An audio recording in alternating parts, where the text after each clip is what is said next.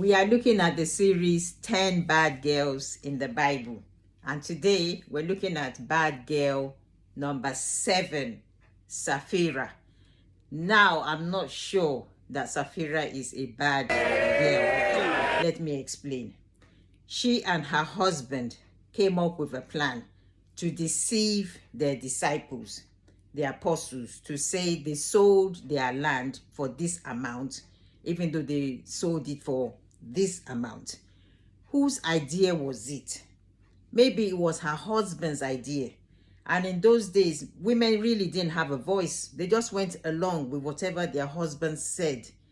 So maybe the husband said, this is what we're going to say, back me up. And she just said, okay. She can't refuse. She can't say, no, I'm not going to be a party to this. You remember when there was a famine in the land? We didn't hear Naomi protest and say she doesn't want to leave her people. She went with the husband quietly. She may not want it, but she didn't have a choice. We also saw the case of Michael, David's wife.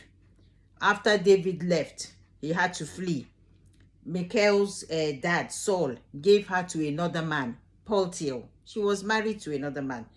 But after David came back, he forcibly took his wife back from Paltiel.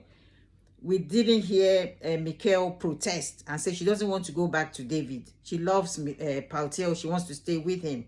Even Paltiel was crying because they took his wife. It's like she didn't have a choice in the matter. She had to go back to David. So we don't know if Sapphira willingly wanted to do this or if her husband, forced her and she didn't have a say. So she just agreed and said, okay. And when she was asked, is this how much you sold it? She just went along with her husband's lie. So my verdict is Sapphira is not a bad girl.